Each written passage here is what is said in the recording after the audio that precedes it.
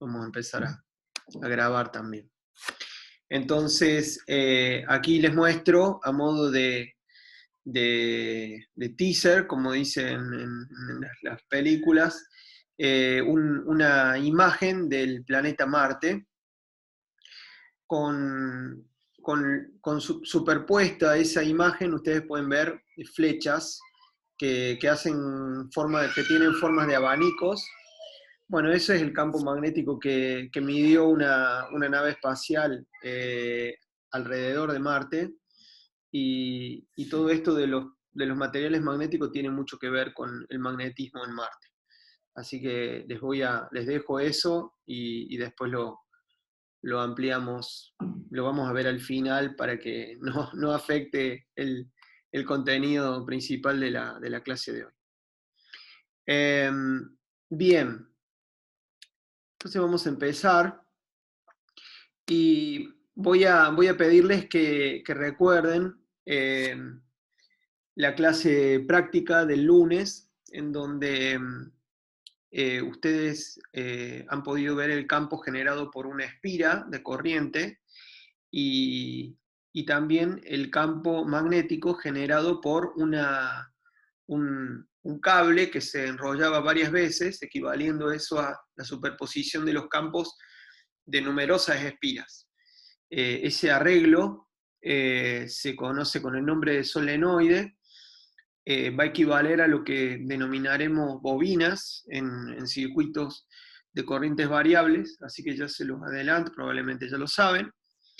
Y les pido que repasen si no lo vieron, si no, solamente recordar que cuanto más largo es el solenoide, más estable es el campo en el interior del solenoide, y eso hace del solenoide, y en particular de los solenoides muy largos, perfectos generadores de campos magnéticos constantes en su interior, o uniformes. Ahora bien, ustedes probablemente vieron que en el borde del solenoide, las líneas de campo que en el interior del solenoide son rectas y paralelas. En el final del solenoide, en el borde de ese solenoide, por la ya no presencia de espiras, las líneas empiezan a separarse entre sí. Y así el campo magnético empieza a tener una componente que ya no, una componente en una dirección distinta a la del eje de simetría del solenoide. Entonces, eso me va a servir ahora para contarles una experiencia que ilustre muy bien qué es lo que ocurre cuando un campo magnético interactúa con distintos materiales.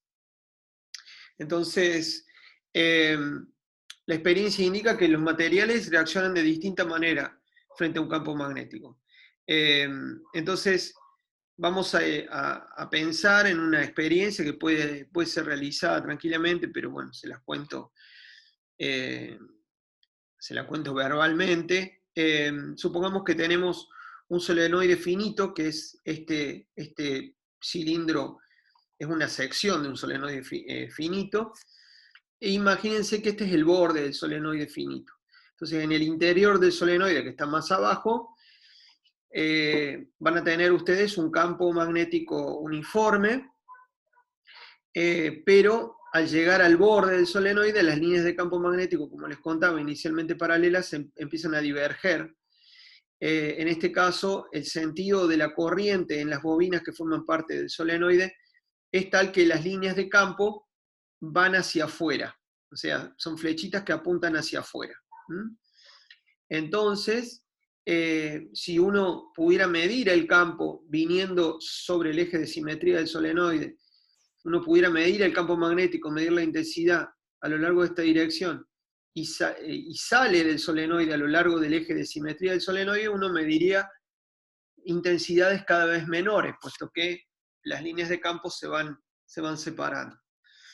Entonces, bueno, les pido que imaginen ese tipo de campo en el borde de un solenoide, y lo que vamos a hacer es colocar una muestra de un material que queremos testear dentro de un recipiente, inerte al campo magnético y conectado este soporte a un dinamómetro, simplemente para medir la fuerza que se produzca por la interacción entre el material y el campo magnético del solenoide.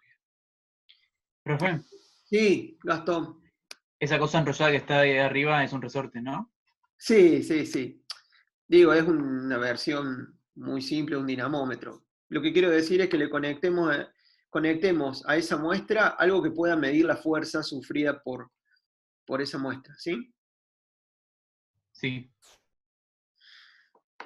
Bien, y solamente en la dirección que vamos a denominar Z, es decir, la dirección, la dirección del eje de simetría del solenoide, ¿sí? Entonces, vamos a apuntar la dirección creciente del eje Z hacia adentro del solenoide, ¿está? No importa, no importa dónde pongamos el cero, digamos simplemente que las líneas de campo salen y el eje Z, la dirección positiva del eje Z, apunta hacia adentro del solenoide. Entonces, fuerzas positivas experimentadas por el pedacito de material, van a ser las fuerzas que apunten hacia adentro del solenoide, es decir, si el material es atraído hacia el centro del solenoide, vamos a decir que hay una fuerza positiva, y si la fuerza será negativa cuando el material sea alejado del solenoide, ¿sí? Es decir, si hay una fuerza hacia arriba. Entonces fíjense lo que ocurre para un experimento en donde hay un gramo de muestra donde el campo en la dirección Z viene adentro del solenoide es de 1.8 Tesla, es un campo importante, mucho más grande que el campo terrestre. E imagínense que, y estos son los datos para este caso, que a lo largo del eje Z, como yo les decía, el módulo del campo magnético va decreciendo, o va creciendo si nos movemos en dirección de Z positivo. Si nos movemos desde valores de Z menores a más grande, obviamente el campo va a crecer. Entonces, la tasa de crecimiento para este experimento es de 17 teslas por metro. Entonces, en esas condiciones, vamos a testear qué sucede con un gramo de distintas sustancias. Entonces, veamos acá. Agua, cobre, plomo, bueno, distintos tipos, experimentan fuerzas repulsivas. Esto es en unidades de 10 a la menos 5 newton. ¿tá? Entonces, distintos materiales listados acá experimentan fuerzas repulsivas. Luego, va a haber otro grupo de materiales que van a experimentar fuerzas positivas, es decir, el material va a ser atraído hacia el interior del solenoide, con valores que están, bueno, alrededor de algunos decenas hasta un par de miles sería de centésimos de Newton, sería, quizás décimas de Newton. Y finalmente, otro grupo de materiales que experimentan atracción hacia el centro de la bobina, pero con valores de la fuerza muchísimo mayor que las sustancias mencionadas anteriormente, justo antes. Entonces eso, según ese, o sea, esto es la primera medida la primera manera de categorizar los materiales. Entonces, ahora vamos a ver qué es lo que sucede en estos materiales. Pero esto permite diferenciar claramente de tres grupos. Las llamadas sustancias diamagnéticas, por un lado, que son aquellas repelidas. Las paramagnéticas, que son atraídas, digamos, de una manera suave. Y las ferromagnéticas, que son aquellas que son atraídas fuertemente. ¿tá? Entonces vamos a ver, sin adentrarnos en la estructura microscópica de la materia, vamos a ver algunos modelos simples que les ayude a ustedes a entender qué es lo que sucede en cada tipo de material. Entonces, diamagnéticas, paramagnéticas y ferromagnéticas. Entonces, primero veamos lo siguiente. Yo en la clase anterior les mostré qué sucedía cuando una espira, ¿se acuerdan que vimos la espira rectangular? Interactuaba con un campo magnético uniforme. ¿Se acuerdan? En todos lados la flechita apuntaba para la misma dirección. Bueno, ¿qué es lo que sucede cuando una espira ahora, con una corriente I, interactúa con un campo externo que no es uniforme? Y en particular vamos a poner el ejemplo del borde, del campo en el borde del solenoide que recién les cuento, que recién describí. Bueno, entonces imaginémonos una espira, en este caso circular, pero podría ser no circular, la simplificamos con esto, de momento magnético mu. ¿Se acuerdan cómo lo definíamos el momento magnético? Era un vector que apuntaba en la dirección normal a la superficie de la espira, con un sentido dado por la regla de la mano derecha, teniendo en cuenta el movimiento de la corriente. Entonces, si la corriente gira de esta manera, el momento magnético apunta hacia arriba, y el mu va a ser I por el área de este círculo que está acá. Entonces, vamos a tener portadores de carga que van a ir recorriendo la espira, y estos portadores de carga van a estar sometidos a un campo externo, que es el campo del borde del solenoide. Entonces, si prolongamos en particular, vemos qué es lo que sucede acá. La bobina está prácticamente de canto, la estamos viendo prácticamente de costado. Entonces, aquí, como la corriente fluye en este sentido, aquí la velocidad de los portadores de carga el vector velocidad va a salir de la pantalla, va a apuntar hacia nosotros. Mientras que en este borde, el vector velocidad de las partículas, de los portadores de carga, va a ir hacia adentro de la pantalla. Entonces, una velocidad que apunte hacia afuera de la pantalla, en presencia de un campo inclinado como este, un campo B, lo que va a dar es una fuerza F, apuntando hacia el costado y hacia abajo. Es decir, va a haber una fuerza que va a tener una componente Z, acá está el eje Z, positivo. ¿Está? Y eso va a ocurrir en todos los puntos de la espira. Si esto es un corte, ¿no? Las líneas de campo, las líneas de campo que estén acá van a estar curvas hacia nosotros, porque todo va a tener simetría, va a ser simétrico alrededor del eje del solenoide, ¿no? Entonces, por el mismo razonamiento, el campo aquí va a apuntar hacia allá, y la fuerza de Lorentz sobre los portadores de carga, cuando la velocidad de los portadores de carga es un vectorcito que se mete hacia adentro de la pantalla, va a dar una fuerza para abajo. Entonces voy a tener en cada punto fuerzas que tengan como elemento común una componente Z positiva. Entonces, ya no va a ser como el caso anterior que vimos del campo uniforme, en donde el centro de masa no estaba acelerado porque la suma total de fuerzas sobre el centro de masa me daba 0. Ahora ya no va a valer eso más. Entonces lo que va a pasar es que va a haber sobre el centro de masa de la espira una fuerza neta que va a tener una componente Z distinta de 0, y por lo tanto la espira, esta espira va a ser acelerada hacia el centro del solenoide. ¿Está? Entonces en este caso la espira va a ser atraída hacia el centro del solenoide. Si ahora hacemos que la corriente gire o circule en el sentido contrario, el vector momento magnético va a apuntar hacia el centro del solenoide. Y en ese caso volvemos a hacer el mismo análisis, ahora teniendo en cuenta el cambio en la dirección de la corriente, para la misma configuración de campo magnético del borde del solenoide. ¿Y qué es lo que vamos a ver? Bueno, vamos a ver una fuerza en cada punto de la espira, que va a tener una componente Z negativa.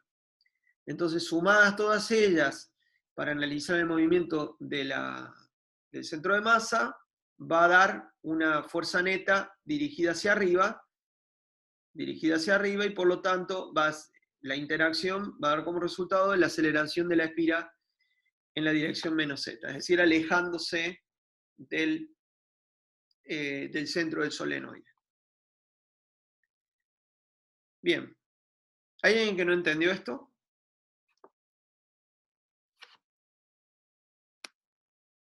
Bien, me alegro. Yo, profe, tengo una duda. Sí, Santiago. La espira sería básicamente cómo influye el campo magnético en el material. O sea, se genera esa corriente I por influencia del campo magnético externo, ¿no? Por ahora yo le estoy presentando fuera de contexto.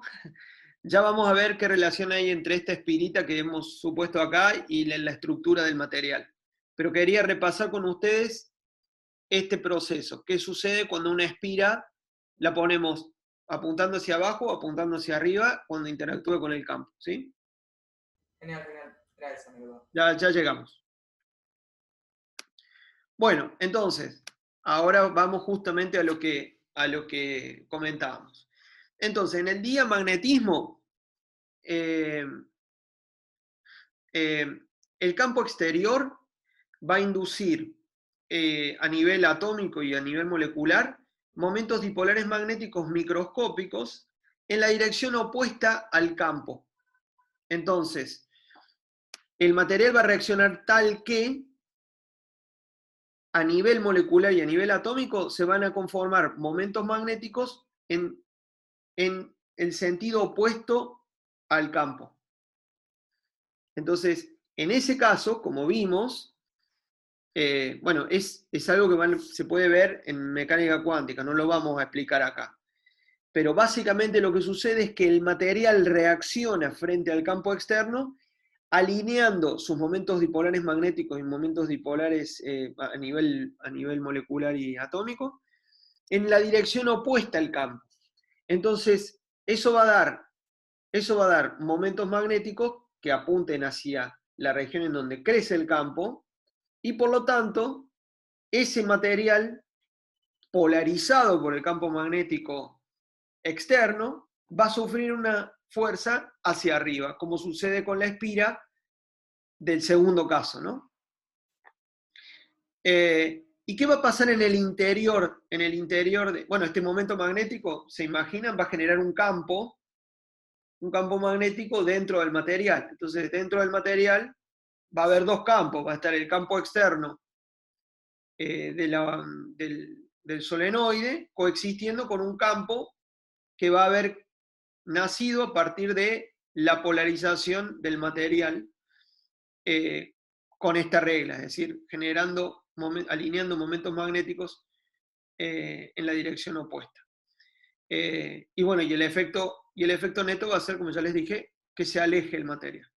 Este en el diamagnetismo. Entonces, en el diamagnetismo, el efecto del campo externo sobre el material es colocar los dipolos magnéticos moleculares y atómicos en la dirección opuesta al campo. De manera que la interacción con el campo externo genera una repulsión del material, una repulsión respecto al centro del solenoide. ¿Está? Yo lo único que hice fue representar una espira como un momento magnético. ¿Está? Profe, Sí, Gastón. Esos objetos que acerquemos y terminan formando un momento magnético, un dipolo magnético.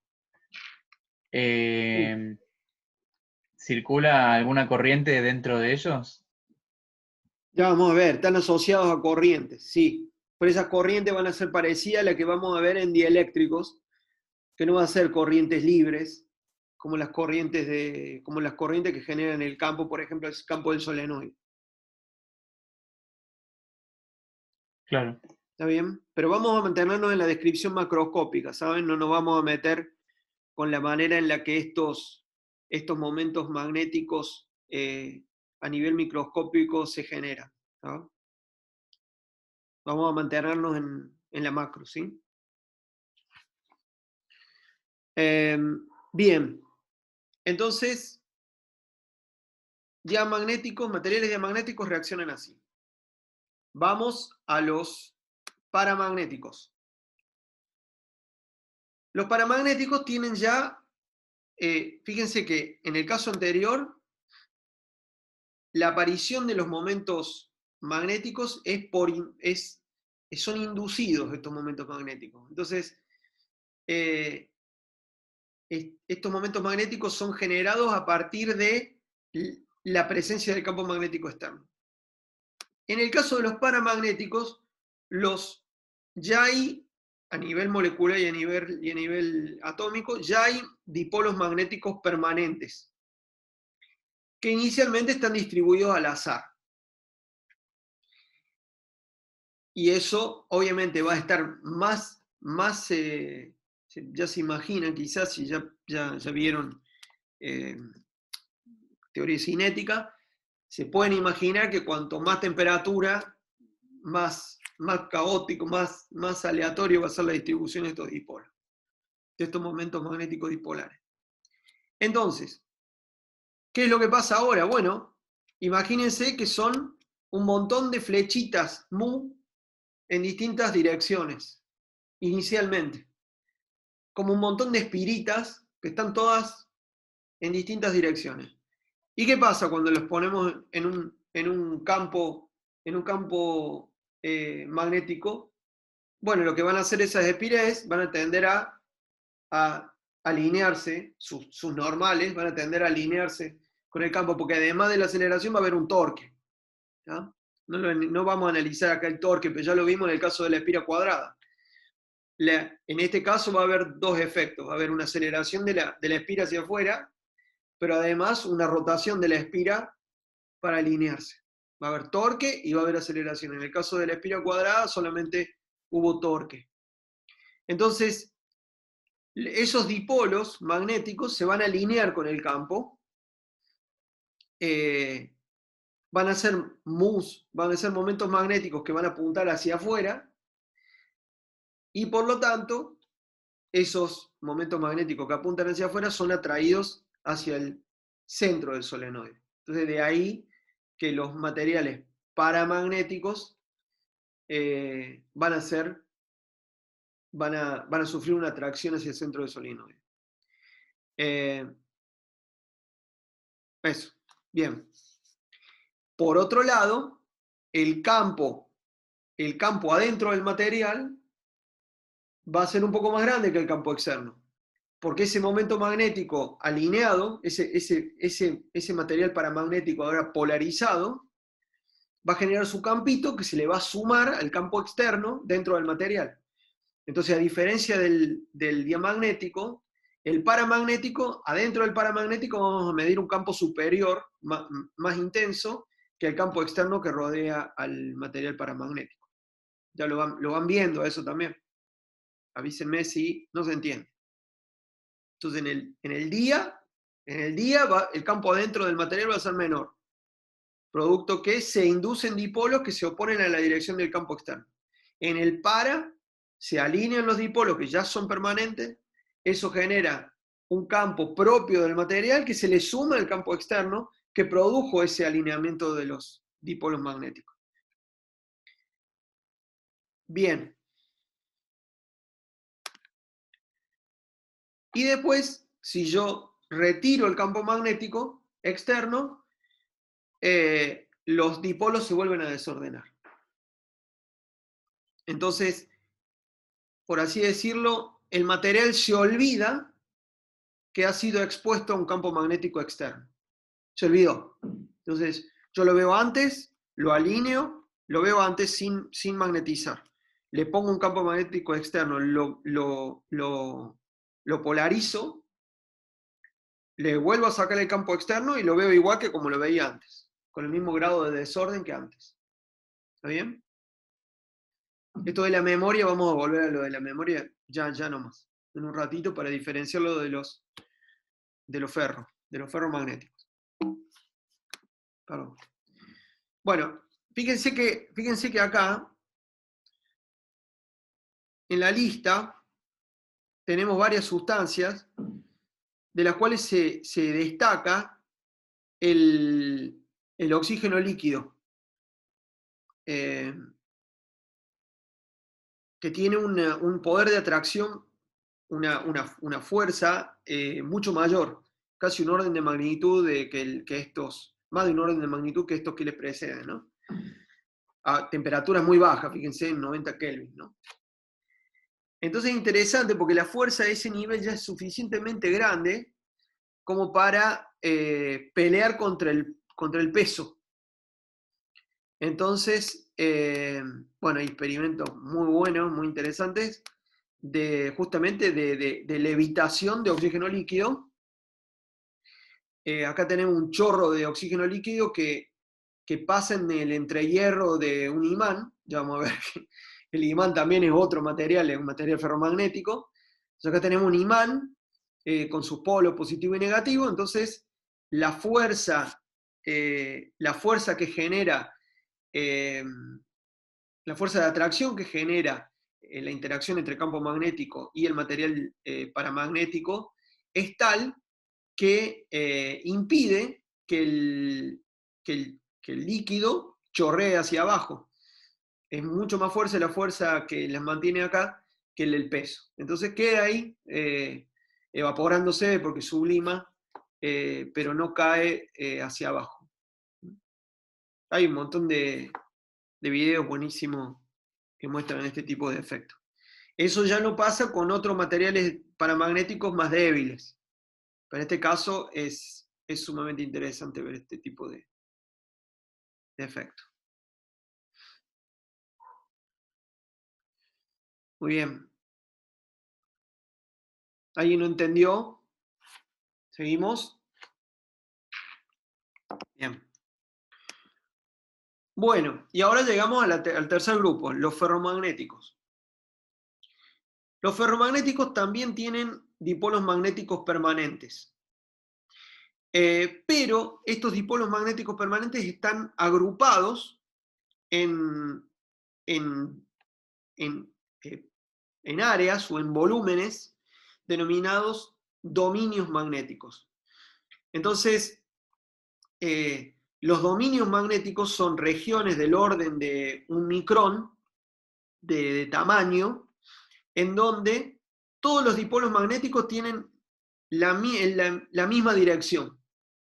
Entonces acá pueden ver una imagen, no sé si era un microscopio electrónico, de dominios magnéticos en una aleación que se utiliza para hacer imanes. Entonces, los dominios no son estos cuadraditos, sino son estas estructuras más claras y más oscuras. Estas rayas que ven acá, estas guardas. Entonces, toda esta raya como si fuera de un tigre ahí, más oscura, eso es un dominio magnético. Y ahí todos los dipolos moleculares están alineados y tienen todos la misma dirección. Los de otro color tienen otra dirección.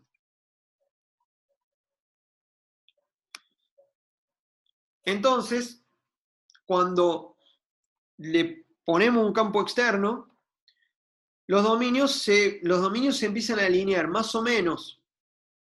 No tenemos una alineación tan fiel si el campo no es intenso. Cuanto más intenso el campo, mayor cantidad de dominios vamos a orientar. Entonces, partiendo de una situación en donde tenemos un campo externo H, acá le llamamos H, y este campo va incrementándose, a medida que vamos incrementando vamos a ir doblando cada vez más dominios. Ahora, cuando alineamos los dominios, el campo que genera la magnetización resultante de los dipolos alineados de los materiales ferromagnéticos termina siendo varios órdenes de magnitud más grande que el campo externo. Entonces, eso es una propiedad sumamente interesante de estos materiales. Y además, cuando quitamos el campo externo, una vez alineados estos dominios, la mayoría de estos dominios pueden quedar orientados de acuerdo a como estaban cuando estaba el campo externo. Entonces tiene como una propiedad de acordarse el material del campo al cual estuvo expuesto. ¿Cómo se borra la memoria magnética de estos materiales? Bueno, calentándolo mucho, ya vamos a ver a qué temperatura, o rompiéndolo, de manera de dañar estructuralmente esos dominios que fueron alineados gracias al campo externo. Entonces acá hay un efecto sumamente interesante, que es el efecto de magnetización remanente de un material ferromagnético. Entonces, imagínense que tenemos en este eje, el eje de las abscisas, un campo eléctrico, un campo magnético externo, y se lo aplicamos a una muestra.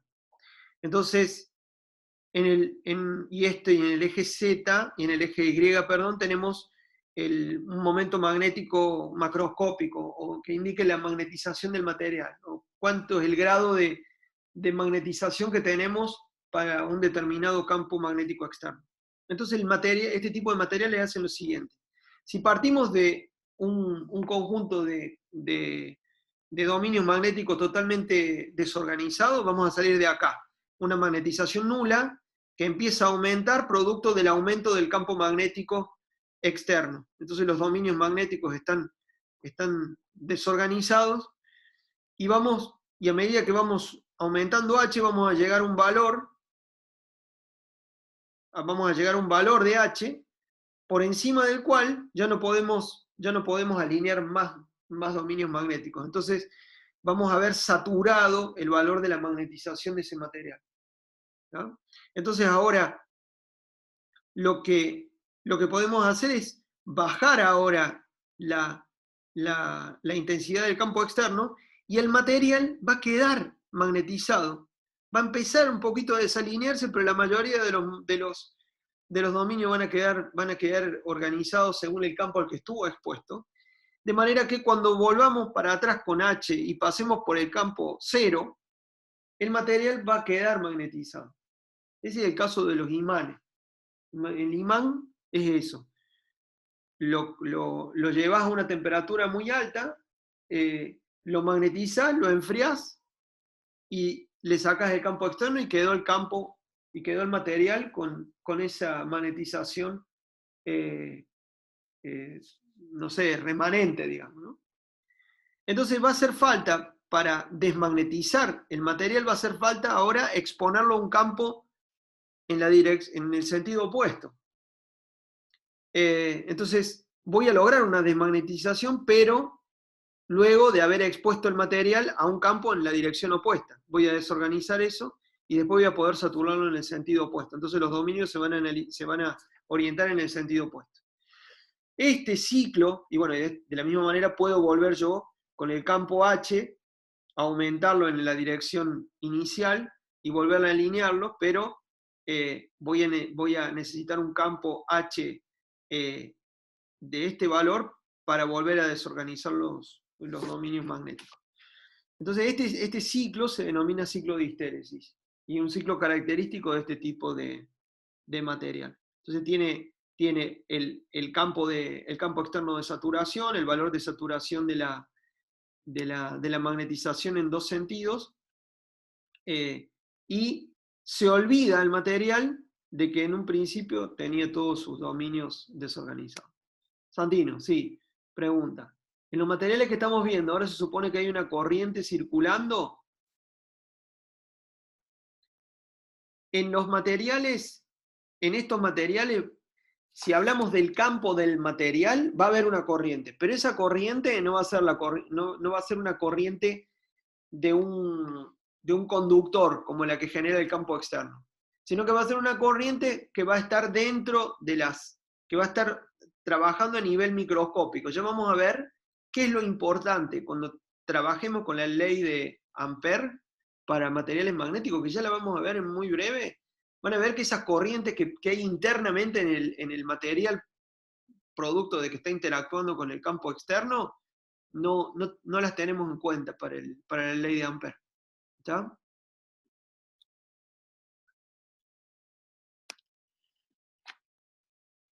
Bien, ¿se acuerdan? Va a ser exactamente lo mismo que cuando hablábamos en un dieléctrico de carga ligada y carga libre. Bueno, de la misma manera va a haber una corriente ligada, que va a ser una corriente interna del material que no nos va a interesar, y la corriente libre, que va a ser la corriente de los conductores que va a dar lugar al campo magnético. Muy bien. ¿Se entendió, Santino? Perfecto.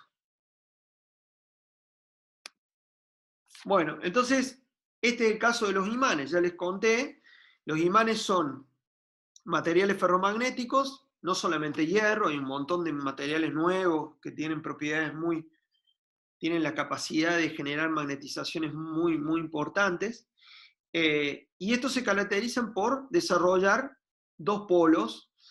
Acuérdense que los monopolos magnéticos no existen, entonces, producto justamente de la alineación de todos los dominios magnéticos, si nosotros cortamos, acá tenemos el polo norte y el polo sur, los dos polos del imán, y acá vemos todas las virutitas de hierro alineándose a lo largo de las líneas de campo. Si nosotros cortamos este material por la mitad, vamos a crear un polo sur acá y un polo norte acá, entonces siempre vamos a tener un dipolo, nunca vamos a poder aislar un punto como una carga puntual que teníamos en electrostática, en donde todas las líneas de campo salían radialmente de la carga. Bueno, acá nunca vamos a lograr eso.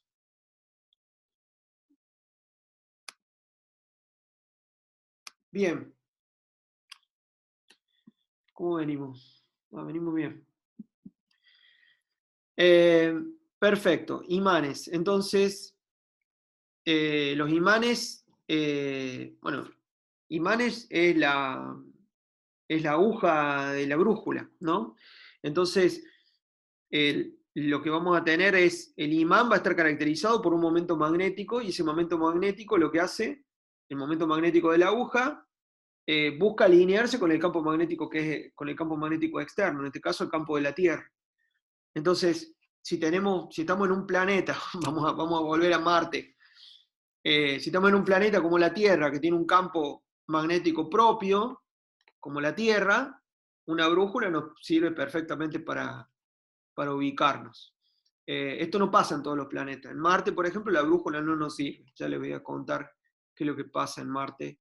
Y el origen del campo de la Tierra es, no, la Tierra, si bien dicen que la Tierra se comporta como un imán, en realidad el campo que genera la Tierra lo hace a partir de corrientes libres, de corrientes de conductores.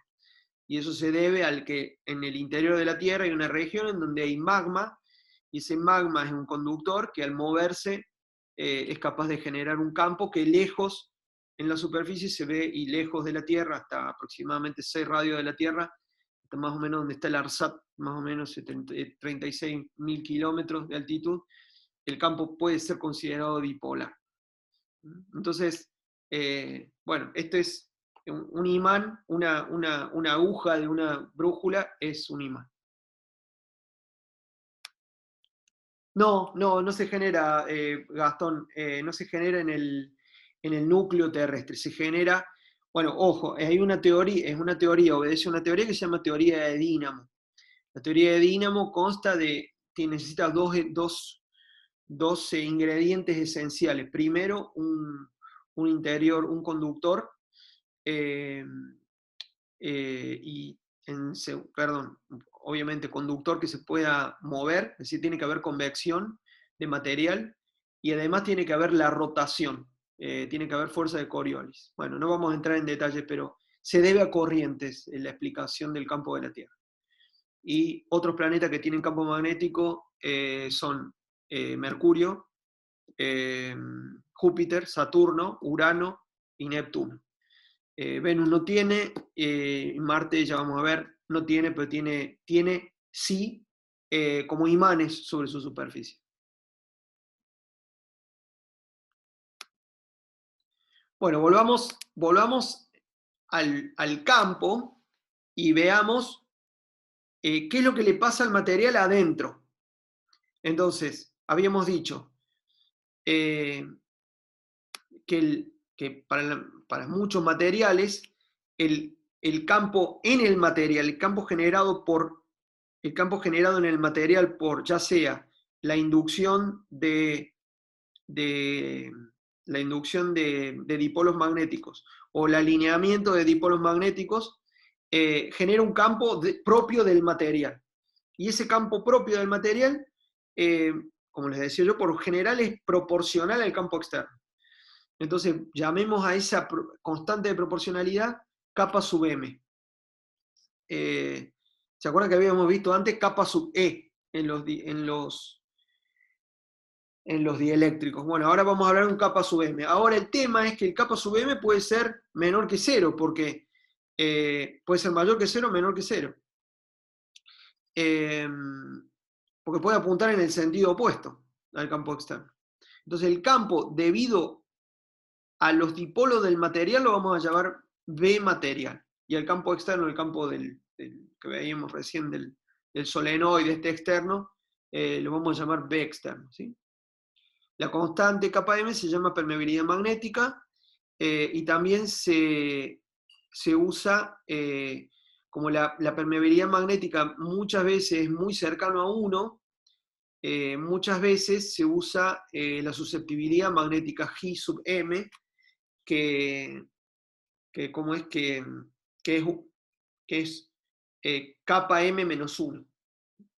Ahora, esto no tiene ningún sentido cuando hablamos de ferromagnetismo, ya vamos a ver, porque el ferromagnetismo, una vez que alineas los dominios, te da un campo altísimo, entonces este kappa se vuelve mucho más grande que lo externo, y la verdad que hablar de kappa sub m distinto a G sub m cuando estos tienen valores de 1000, no tiene sentido, ¿no? Acá hay algo, pero para otro caso es útil usar la susceptibilidad magnética. Fíjense, acá está, perdón, esto es G sub m. G sub m para distintos materiales. Es en 10 a las unidades de 10 a la 6. Entonces 0.085 por 10 a la menos 6, 0.2 por 10 a la menos 6, etc. Fíjense, todos estos valores negativos, obviamente, diamagnéticos. Paramagnéticos, positivos. Y ferromagnéticos es estos de acá. Mucho más grande.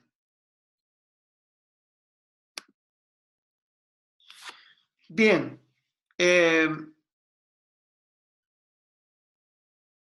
Bien. El efecto de la temperatura.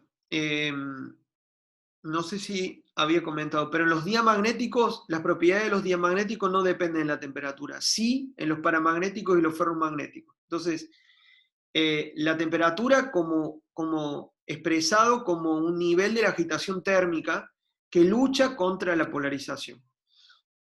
Entonces, diamagnético no depende de la temperatura de la propiedad, y paramagnético y ferromagnético sí. En el caso de los ferromagnéticos, yo les dije que podíamos quitarle la magnetización remanente exponiéndolo a una determinada temperatura. Entonces, esa temperatura depende del material y se denomina temperatura de Curie. Aquí está listado la temperatura de Curie para algunos materiales ferromagnéticos, y por encima de esa temperatura el material ferromagnético se vuelve paramagnético. Es decir, se puede alinear de una manera libre, los dominios desaparecen, y de esa manera podemos alinear el material a gusto como en un paramagnético.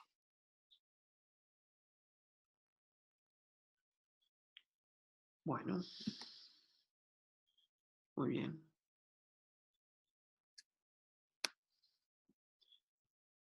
¿Hasta ahora hay alguna duda? ¿Vamos bien?